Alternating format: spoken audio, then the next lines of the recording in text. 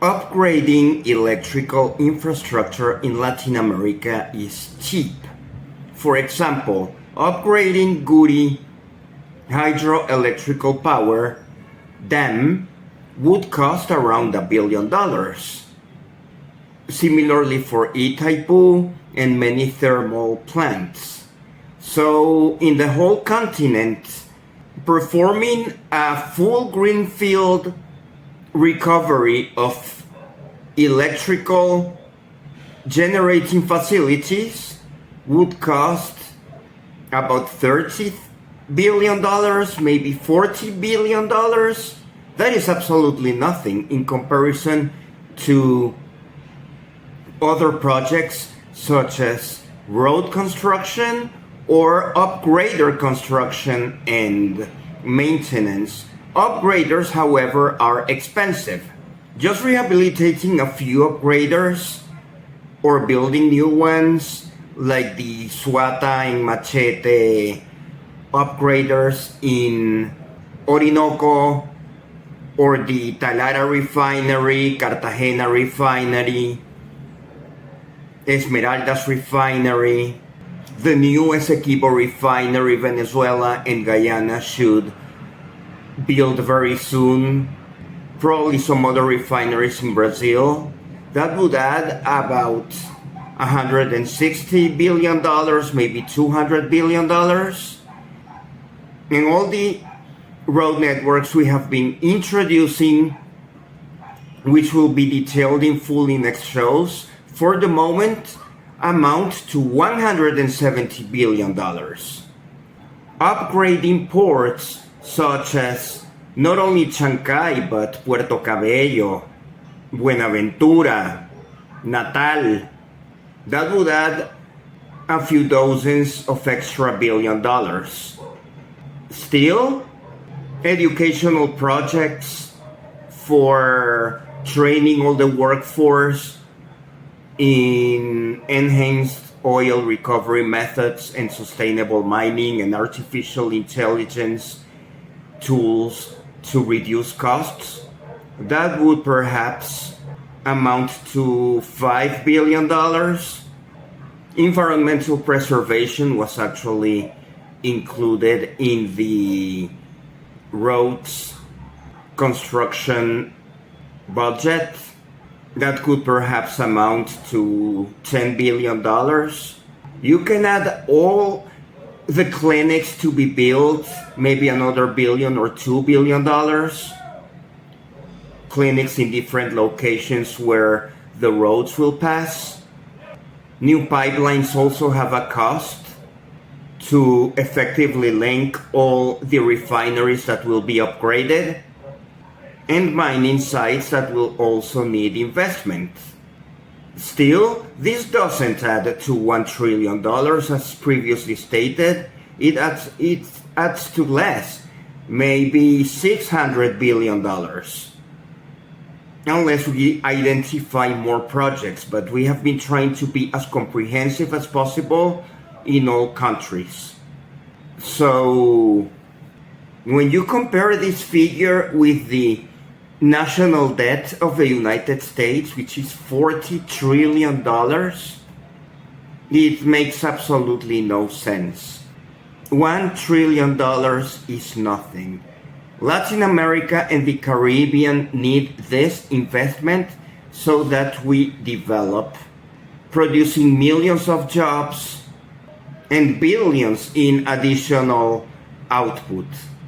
And the revenue coming from oil and mining fields after investment will quickly reach that $1 trillion in a few years. So the business is profitable because it is sought in a large scale.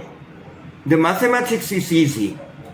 It's actually more difficult to gather the tourism and cultural festivals needed to support every single town served by the new Avanza roads.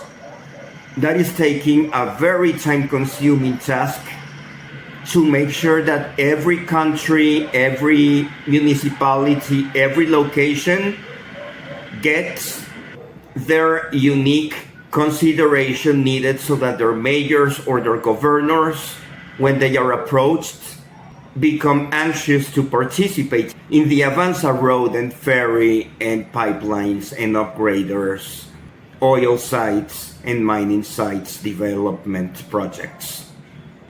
Which gets us again to the conclusion that politics again becomes the foremost. What would CELAC think of this? What would the Organization of American States think of this? It is likely that the United States or the European Union or even OPEC, if they see that Latin American countries other than Venezuela join Venezuela and Venezuela becomes more powerful and it competes against OPEC. Or the other countries would join OPEC, but that doesn't seem likely.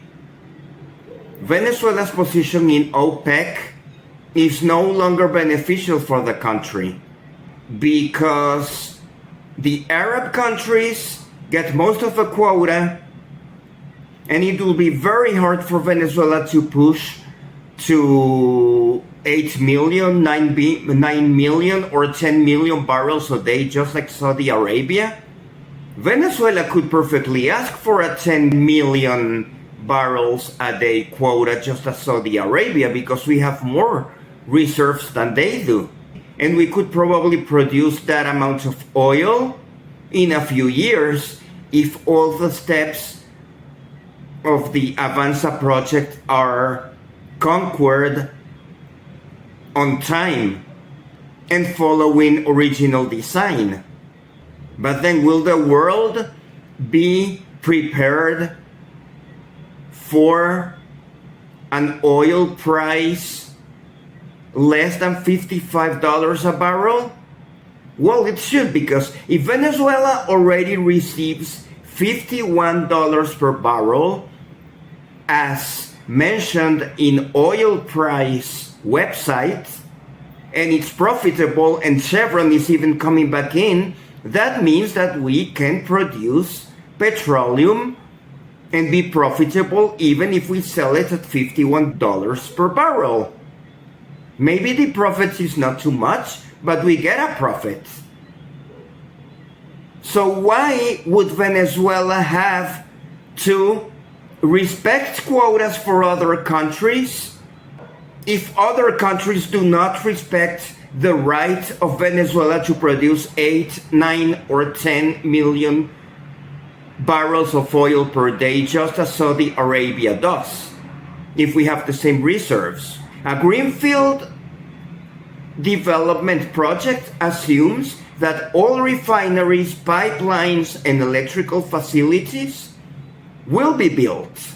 It is just a matter of convoking all manufacturers of the planet and allocate different refineries and electrical facilities, both already in existence and in design or construction status. The mathematics is very easy. But perhaps there are oil producers in other regions who do not want oil price to fall below $51 per barrel because they would get out of business. But those are the same countries that wanted Venezuela to be out of business by imposing sanctions. So it is in our best interest to produce as much as we can, even if the global oil price goes down. And besides, that will be a plus for consumers. Isn't good economics supposed to benefit the consumer? That's what you are taught in macroeconomics classes in college. Venezuela is already used to selling oil at $51 per barrel, and we cannot expect the United States sanctions to be lifted, at least while Marco Rubio is the Secretary of State, as he has a personal animosity against Cuba and Venezuela, but then the other countries will have to compete. In other businesses, if you produce below break-even point, you are out of the market. Maybe that's what's going to happen to shale oil producers. I read in oil price that there are analysts that say that they are bullish on oil. Perhaps they are assuming that Latin America will not increase its production. With a greenfield structure of pipelines uniting all of South America and perhaps even into Central America through Honduras, that they have geotérmica, and Guatemala, that they have Petén San, and Mexico, Campeche, and Tabasco, oil fields, which is not too far from North Varadero, Cuba, offshore deposits that seem to be considerable. Venezuela has already helped the Cuban oil industry to develop. If this massive infrastructure construction in Latin America arrives and a special allocation is provided to Cuban electrical facilities, and they develop their alternative energy, such as wind energy producing facilities or battery operated facilities, so that Cubans can handle 4 or 8 hours of extra electricity whenever the national grid goes down. It is actually so easy to solve electrical problems in all of Latin America. The projects are done, the costs are known, and it's not much. I have been trying to add up everything I have been able to think of, and I can still not get to $1 trillion. I thought I could, but I can't, or at least not yet.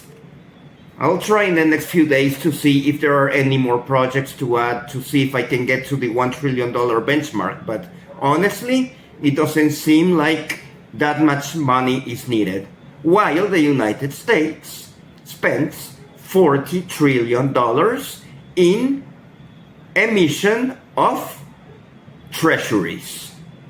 What is more important for the world? $1 trillion worth of verifiable Latin American investment that will promote a safe supply of energy and minerals needed for high-tech industries, and roads so that the international community can travel to Latin American countries and enjoy our beautiful natural resources, or continue with creating treasuries out of nowhere. It would be interesting to think what big companies that do business in Latin America would think of this. Chevron, for example, already works in many of these countries with substantial investments, and Chevron would be benefited by a courteous relationship between Venezuela and Guyana sharing a new refinery, instead of these pointless border disputes. Starlink could have in the new roads a place to develop their sensors. Maybe Elon Musk will be undecided on the side of Tesla, because on one hand, Tesla does not want motor cars to succeed on petroleum because they work on electrical cars, but then they need rare earth mining, and this project is for both rare earth and petroleum. But still, if Tesla helps building roads, those roads will be used by electrical vehicles and petroleum vehicles. And also there is the environmental concern. What is more harmful for the environment? Production of oil or production of lithium, which is needed for batteries for electrical cars? or production of copper, which is needed for all electrical facilities. Northern Chilean mountains are an environmental mess. Arco Minero is an environmental mess. Lake Maracaibo is an environmental mess. And there are technologies that have been designed to lower environmental impact. Why aren't these technologies promoted? Why don't countries ask for very stiff environmental requirements for this kind of production? Still, even if this adds up to the cost, building up an entire greenfield South America and the Caribbean does not even get to $1 trillion. It's actually cheaper than expected. Or if you think rebuilding Latin American facilities and building new ones costs more than $1 trillion, then come up with estimates and show them in comments. And even if it's more than $1 trillion, which I doubt, it still will be less than the $40 trillion wasted by the United States Department of Treasury with their obscene debt. Or maybe the goal is that Latin American countries do not reach economic development, because then they would compete. I remember many years ago, Canadians were complaining that if China developed and if everyone had a refrigerator in China, that would be obnoxious for the environment. And now China is an economic powerhouse. China investment in South America is notable. Much of the Avanza Roads project is assuming that Chancay Port will be very important in the Pacific and Puerto Cabello in the Caribbean could actually be developed in the manner Chancay is doing, and that is why Trunk 7 of Avanza Roads goes from Venezuela into Brazil, crossing the Amazon by ferry, and then continuing into Porto Velho, Pucallpa, and Chancay in Peru, so that northern and southern South America are connected. But what can remain clear from this conversation from today is that Latin American and Caribbean development is cheaper than initially thought, easier than initially thought, and the main trouble is convincing politicians from quarreling countries to work together. Organizations such as CELAC and OAS are called to support Avanza Roads and infrastructure project.